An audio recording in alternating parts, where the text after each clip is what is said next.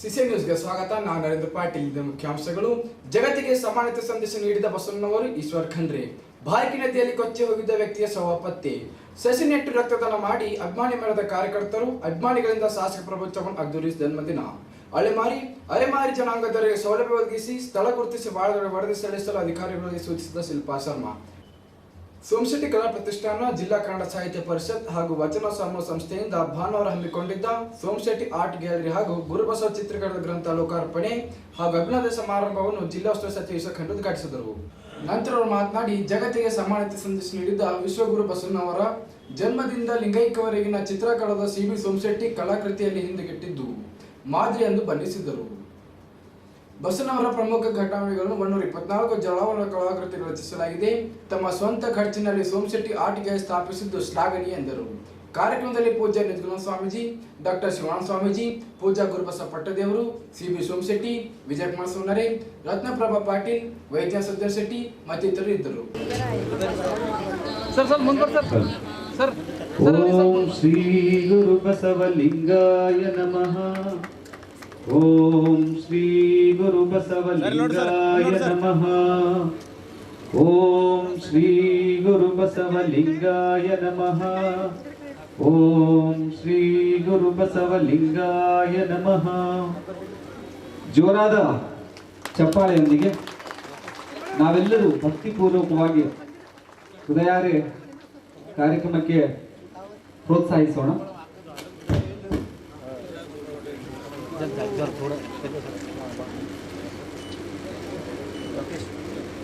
ಮಾಡ್ಕೊಳ್ತಾ ಅನೇಕ ವೇದಿಕೆ ಗಣ್ಯರು ಪೂಜ್ಯರು ಮಾತಾಡ್ತಾರೆ. ನಾನು ಕೇವಲ ಸ್ವಾಗತ ಮಾಡಬೇಕಾಗಿದೆ.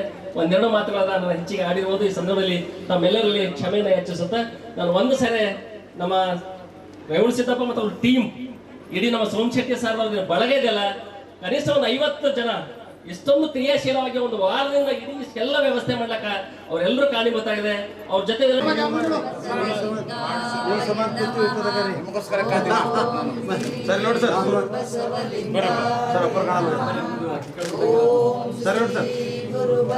ಅಭಿನಂದನೆಗಳು. ಭಾಗ್ಯವಾಡಿಯಲ್ಲಿ ಅಗ್ರಹಾರದ ಸುಂದರ ಬೀದಿ ನೋಟ ಮಾದರಸ ಮತ್ತು ಮಾದಲಾಂಬಿಕೆಯವರು ನಂದಿಯನ್ನು ಪೂಜಿಸುತ್ತಿರುವುದು ಮಾದರಸ ಮತ್ತು ದೈವ ದರ್ಶನದ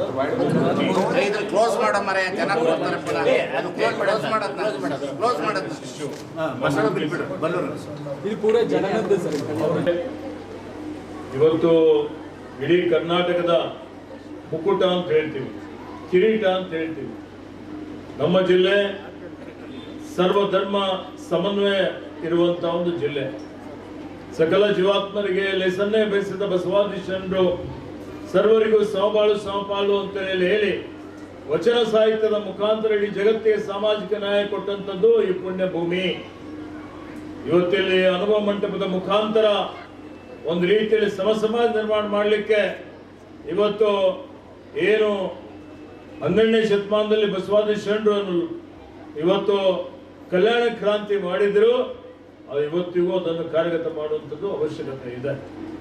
ಇಂಥ ಒಂದು ಪವಿತ್ರವಾದಂಥ ಪುಣ್ಯಭೂಮಿ ಇಲ್ಲಿ ಅನೇಕ ರೀತಿಯಲ್ಲಿ ನೋಡಿ, ಗುರುನಾನಕ್ ದೇವರು ಬಂದಂಥದ್ದು ಇರುವಂಥ ಪುಣ್ಯಭೂಮಿ, ಇಲ್ಲಿ ನರಸಿಂಹ ಝರಣ ಇರುವಂಥದ್ದು, ಅಂದಿನ ದಿನಮಾನಗಳಲ್ಲಿ ಅಂತಾರಾಷ್ಟ್ರೀಯ ಮಟ್ಟದಲ್ಲಿ ವಿಶ್ವವಿಖ್ಯಾತಿ ಪಡೆದಂಥ ಮೊಹಮ್ಮದ್ ಗವಾನ್ ಅಂತಾರಾಷ್ಟ್ರೀಯ ವಿಶ್ವವಿದ್ಯಾಲಯ ಇರುವಂಥದ್ದು, ಹೀಗಾಗಿ ಮೆಥಾಡಿಸ್ಟ್ ಚರ್ಚ್ ಇರುವಂಥದ್ದು. ನಾನು ಹೇಳುವ ತಾತ್ಪರ್ಯ ಏನು ಅಂದ್ರೆ, ಎಲ್ಲಾ ಜಾತಿ, ಎಲ್ಲಾ ಭಾಷೆ, ಎಲ್ಲಾ ಧರ್ಮೀಯ ಜನರಿಗೆ ಇವತ್ತು ಇಲ್ಲಿ ಪ್ರತಿಯೊಬ್ಬರು ಇದು ಒಂದು ಶಾಂತಿಯ ತೋಟ ಎನ್ನುವಂತ ರೀತಿಯಲ್ಲಿ ಸಹೋದರಂತೆ ಬಾಳುವಂತ ಒಂದು ಜಿಲ್ಲೆ. ಇಲ್ಲಿ ಇವತ್ತು ಈ ಜಿಲ್ಲೆಯ ಮುಖಾಂತರ ಇಡೀ ಜಗತ್ತಿಗೆ, ಈಗ ನೋಡಿ ನಾವು ನೂತನ ಅನುಭವ ಮಂಟಪ ನಿರ್ಮಾಣ ಮಾಡ್ತಾ ಇದ್ದೀವಿ, ಅದರ ಮುಖಾಂತರ ಇವತ್ತಿನ ಇಡೀ ಜಗತ್ತಿನಲ್ಲಿ ಒಂದು ಆತಂಕದ ವಾತಾವರಣ ಇದೆ. ಯುದ್ಧಗಳು ನಡೀತಾ ಇದ್ದಾವೆ ಎಲ್ಲ ಕಡೆ, ಮಕ್ಕಳು ಮಹಿಳೆಯರು ಸಾವಿಗೀಡಾಗ್ತಾ ಇರ್ತಕ್ಕಂಥದ್ದು, ಇವತ್ತು ಅನೇಕ ರೀತಿಯ ಕಷ್ಟಗಳು ಅನುಭವಿಸ್ತಾ ಇರ್ತಕ್ಕಂಥದ್ದು ನಾವೆಲ್ಲ ನೋಡ್ತಾ ಇದ್ದೇವೆ. ಇಂಥದ್ದು ಇದೆಲ್ಲ ನಿವಾರಣೆ ಆಗಬೇಕು ಅನ್ನುವಂತ ರೀತಿಯಲ್ಲಿ ಇವತ್ತು ಶಾಂತಿ ಬೇಕಾಗಿದೆ, ಸಮಾಧಾನ ಬೇಕಾಗಿದೆ, ನೆಮ್ಮದಿ ಬೇಕಾಗಿದೆ. ಎಲ್ಲಿದೆ? ಎಲ್ಲೂ ಶಾಂತಿ ನೆಮ್ಮದಿ ಇಲ್ಲ. ಈ ಆಧುನಿಕ ಯುಗದಲ್ಲಿ ನಾವೆಲ್ಲ ಇದ್ದೇವೆ, ವಿಜ್ಞಾನ ತಂತ್ರಜ್ಞಾನ ಬಹಳ ಮುಂದುವರೆದಿದೆ. ನಾವು ನೋಡ್ತಾ ಇದ್ದೇವೆ, ಈ ಯಾಂತ್ರಿಕ ಜೀವನ ನಡೆಸ್ತಾ ಇದ್ದೇವೆ. ಈ ಯಾಂತ್ರಿಕತೆ ನಮ್ಮೆಲ್ಲರೂ ನಿದ್ರೆಗೆಡಿಸ್ಬಿಟ್ಟಿದೆ. ಇಂಥ ಪರಿಸ್ಥಿತಿಯಲ್ಲಿ ನಮ್ಗೆ ಏನ್ ಬೇಕಾಗಿದೆ? ನಮ್ಗೆ ಬೇಕಾಗಿರುವಂಥದ್ದು ವಚನ ಸಾಹಿತ್ಯ ಏನಿದೆ ಅಲ್ಲ, ಈ ವಚನ ಸಾಹಿತ್ಯದ ಮುಖಾಂತರ ಏನು ವಚನಗಳು ಇವತ್ತು ಸರಳವಾದಂಥ ಕನ್ನಡದಲ್ಲಿ ಇದ್ದಾವೆ, ಅದನ್ನು ದಿನನಿತ್ಯ ನಮ್ಮ ಯುವಕರು, ಯುವತಿಯರು, ವಿದ್ಯಾರ್ಥಿಗಳು ಪ್ರತಿಯೊಬ್ಬರು ಇದನ್ನು ಹೇಳುವುದರಿಂದ ಆ ವಚನಗಳಲ್ಲಿ ಏನಿದೆ, ಅದು ಸಾರ ಏನಿದೆ, ಅದನ್ನು ಅರ್ಥ ಮಾಡಿಕೊಂಡು ತಮ್ಮ ಜೀವನದಲ್ಲಿ ಅಳವಡಿಸಿಕೊಂಡು ಅದರ ಪ್ರಕಾರ ನಡೆದರೆ ಜಗತ್ತಿನಲ್ಲಿ ಶಾಂತಿ ಸಮಾಧಾನ ಸಿಗಲಿಕ್ಕೆ ಸಾಧ್ಯ ಆಗ್ತದೆ. ಮತ್ತು ಅದರ ಮುಖಾಂತರ ನಾವು ಯಾವ ರೀತಿ ನಮ್ಮ ಜೀವನ ನಡೆಸಬೇಕಪ್ಪ. ಇವತ್ತು ಯುವಕರು ಯುವತಿಯರೇ ನಮ್ಮ ಸಮಾಜದ, ರಾಜ್ಯದ, ರಾಷ್ಟ್ರದ ಒಂದು ಆಧಾರ ಸ್ತಂಭ. ದಾರಿ ತಪ್ಪಿ ಹೋಗ್ತಾ ಇದ್ದಾರೆ, ನಾವು ನೋಡ್ತಾ ಇದ್ದೇವೆ. ದಿನ ಬೆಳಿಗ್ಗೆ ಎದ್ರೆ 30% ಅವ್ರ ಸಮಯ ಬರೀ ಫೇಸ್ಬುಕ್ ಅಲ್ಲಿದೆ. ಬರೀ ದಿನ ಬೆಳಿಗ್ಗೆ ಎದ್ರೆ ಎಲ್ಲ ಬೇಕು, ಅಧ್ಯಯನ ಮಾಡಲಿಕ್ಕೆ ಬೇಕು, ಸಂಶೋಧನೆ ಮಾಡಲಿಕ್ಕೆ ಬೇಕು, ಮಾಹಿತಿ ಪಡಲಿಕ್ಕೆ ಬೇಕು. ಅದು ದುರುಪಯೋಗ ಆಗ್ತಾ ಇದೆ. ದಿನ ನೀವು 2 ಗಂಟೆ 4 ಗಂಟೆಗಿಂತ ಹೆಚ್ಚಿನ ರೀತಿಯಲ್ಲಿ ನಾವು ಮಕ್ಕಳು ಏನಾದರೂ ಈ ಮೊಬೈಲ್ಗಳನ್ನು ಉಪಯೋಗ ಮಾಡಿದರೆ ಆರೋಗ್ಯದ ಮೇಲೆ ಬಹಳ ದೊಡ್ಡ ಮಟ್ಟದ ದುಷ್ಪರಿಣಾಮಗಳು ಬೀಳ್ತವೆ. ಅದನ್ನು ತಪ್ಪಿಸ್ಬೇಕಲ್ಲ. ಇವತ್ತು ದುಶ್ಚಟ ದುರ್ಗುಣಗಳಿಗೆ ಬಲಿ ಆಗ್ತಾ ಇದ್ದಾರೆ. ಅದಕ್ಕೆ ಅವರಿಗೆ ಮುಖ್ಯವಾಹಿನಿಯಲ್ಲಿ ಯಾರು ತರಬೇಕು? ನಶೆ ಮಾಡೋದ್ರಿಂದ, ಧೂಮ್ರಪಾನ ಮಾಡೋದ್ರಿಂದ, ಸರಾಯಿ ಕುಡೋದ್ರಿಂದ ಏನಾಗ್ತದೆ ನೋಡ್ತಾ ಇದ್ದೀವಿ. ತಂದೆ ತಾಯಿಗಳಿಗೆ ಗೌರವ ಕೊಡದೇ ಇರುವಂಥದ್ದು. ಪತ್ರಿಕೆಯಲ್ಲಿ ಓದ್ತೀವಿ, ಇವರೆಲ್ಲ ತಮ್ಮ ತಂದೆ ತಾಯಿಗಳಿಗೆ ಅನಾಥಾಶ್ರಮಕ್ಕೆ ಕಳಿಸಿಕೊಟ್ಟಿದ್ದಕ್ಕಾಗಿ ನೊಂದು ತಂದೆ ತಾಯಿಗಳು ಆತ್ಮಹತ್ಯೆ ಮಾಡಿಕೊಂಡ್ರು. ನೋಡಿ, ಇದು ನೋಡ್ಬೇಕಾ? ಯಾವ ರೀತಿಯಲ್ಲಿ ಅಣ್ಣನೇ ತಮ್ಮನನ್ನು ಕೊಲೆ ಮಾಡುವಂಥದ್ದು, ಮಕ್ಕಳೇ ತಂದೆ ತಾಯಿಗಳನ್ನು ಆಸ್ತಿಗಾಗಿ, ದುಡ್ಡಿಗಾಗಿ, ನಶೆಗೆ ದುಡ್ಡು ಕೊಟ್ಟಿಲ್ಲ ಅಂತ ಹೇಳಿ ಕೊಲೆ ಮಾಡುವಂಥದ್ದು. ಗಂಡ ಹೆಂಡರ ಮಧ್ಯೆ ದಿನ ಬೆಳಿಗ್ಗೆ ಇದ್ರೆ ಡೈವರ್ಸ್ಗಳೇ ಕಾಣಿಸ್ತವೆ. ನಮ್ಮ ಹತ್ರ ಸುಮಾರು ಜನ ಜಗಳ ಮಾಡ್ಕೊಂಡು ಬರ್ತಾರೆ. ದಿನ ಬೆಳಿಗ್ಗೆ ಇದ್ರೆ ನೀವು ಪೊಲೀಸರಿಗೆ ಹೇಳ್ರಿ, ನೀವು ಅವರಿಗೆ ಹೇಳ್ರಿ, ಇವರಿಗೆ ಎಲ್ಲಿದೆ? ಎಲ್ಲಿ ಸಾಮರಸ್ಯ ಇದೆ? ಜಾತಿಗಳಲ್ಲಿ, ಧರ್ಮಗಳಲ್ಲಿ ಒಡೆದಾಡುವ ರೀತಿ ಅನುಸರಿಸಿ ಆರೋಗ್ಯವಾದಂಥ ಒಂದು ವಾತಾವರಣ ನಿರ್ಮಾಣ ಮಾಡ್ತಾ ಇರ್ತಕ್ಕಂಥ ಸಮಾಜ ಹೇಳಲಿಕ್ಕೆ ಆಯ್ತು. ನಾವೆಲ್ಲ ಮಾತಾಡ್ತೀವಿ, ಸಂವಿಧಾನಬದ್ಧವಾಗಿನೂ ಎಲ್ಲರಿಗೂ ಪ್ರತಿಯೊಬ್ಬರಿಗೂ ಹಕ್ಕಿದೆ. ಸಮಾಜ ಎಲ್ಲಿ ನಿರ್ಮಾಣ ಆಗ್ತದೆ? ಅದಕ್ಕೆ ಅದನ್ನು ಮಾಡುವಂಥದ್ದಕ್ಕೆ ಒಂದು ಪ್ರೇರಣೆ ಬೇಕು, ಸ್ಫೂರ್ತಿ ಬೇಕು ಅಂತ ಹೇಳಿದ್ರೆ ಇವತ್ತು ಏನು ಬುದ್ಧ ಬಸವ ಅಂಬೇಡ್ಕರ್ ಅವರು ಏನು ಹೇಳಿದ್ದಾರೆ, ಏನು ಸಾರಿದ್ದಾರೆ, ಬಿಟ್ಟು ಬಿಡ್ತಿರೋ ಲಾಸ್ಟ್ ಇಕ್ತಿರೋ ಗೊತ್ತು. ನಾವು ಹೋಗ್ತಿದ್ರೆ ಅದಕ್ಕೆ ನಾನು ನೆನಪು ಬರ್ತಾರೆ. ಹಾ ಯಾಕಂದ್ರೆ ಅಧ್ಯಕ್ಷ ಇಲ್ಲೇ ಕುಂತಾರೆ ಜಾಬ್ ಶೆಟ್ಟಿ ಈ ಸಂಸ್ಥೆ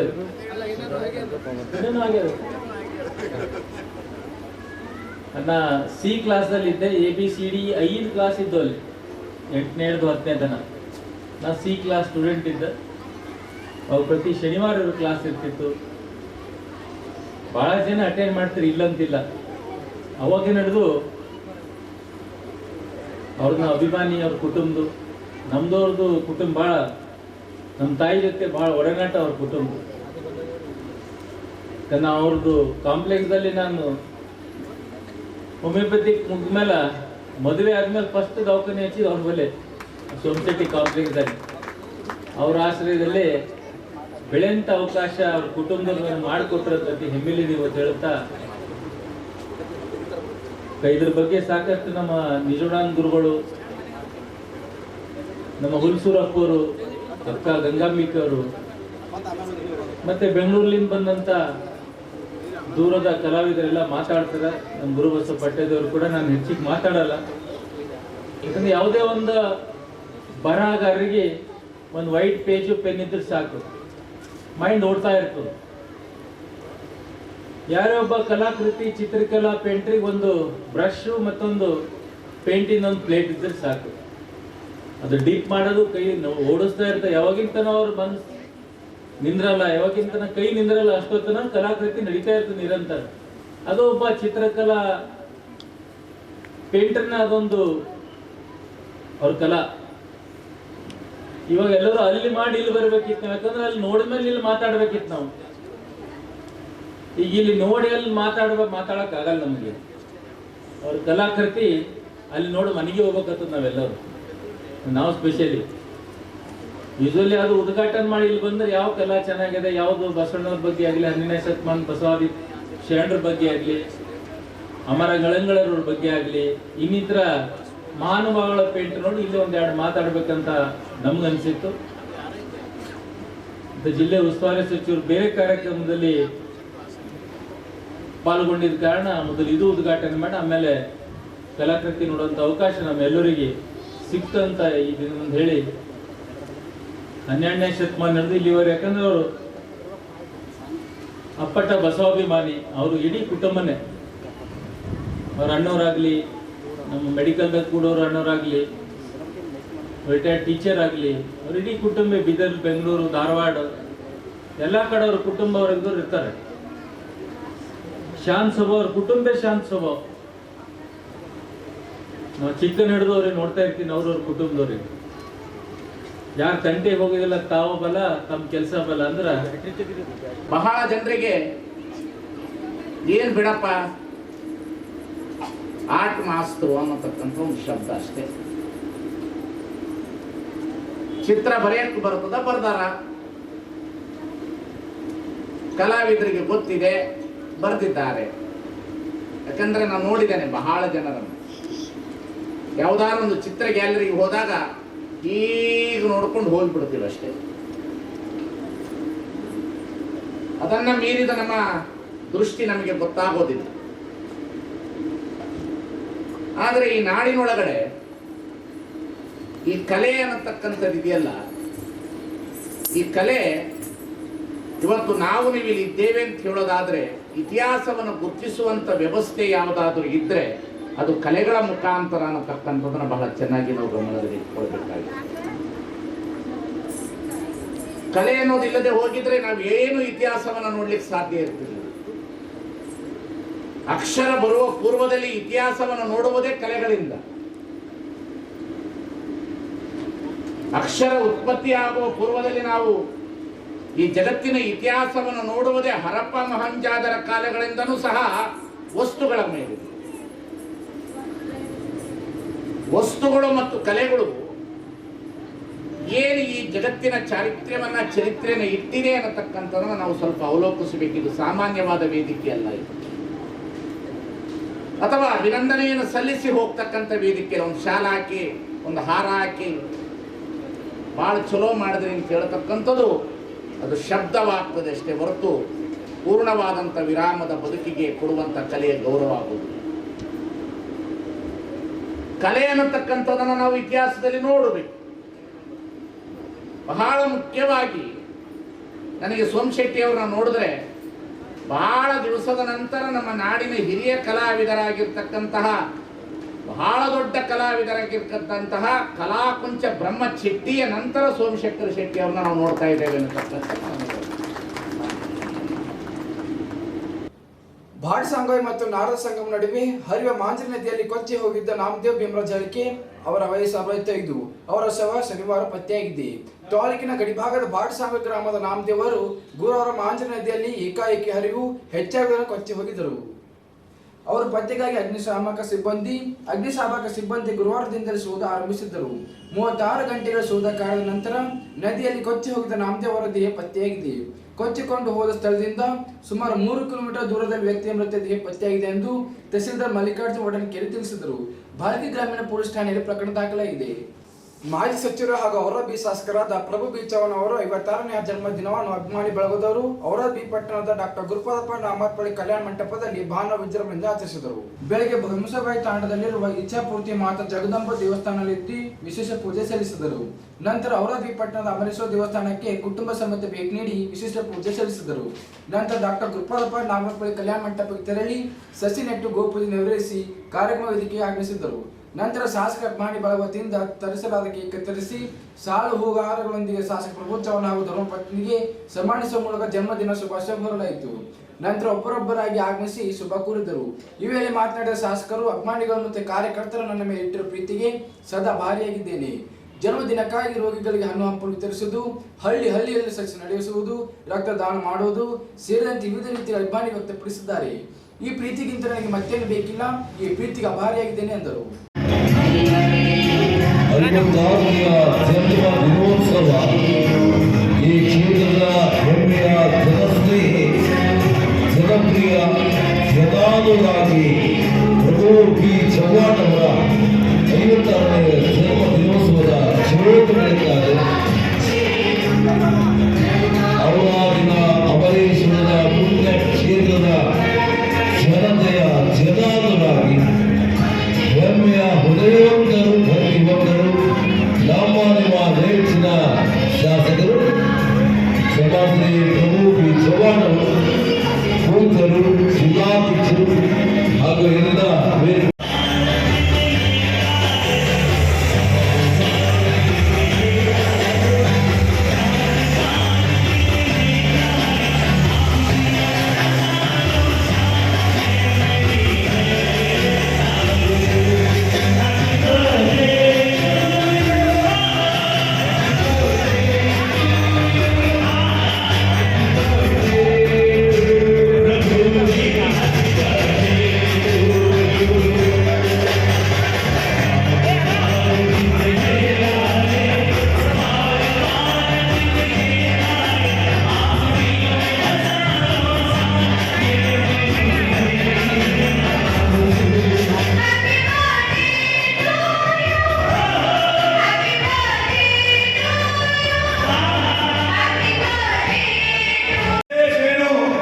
ಪ್ರೋಗ್ರಾಮ್ ಇಲ್ಲ.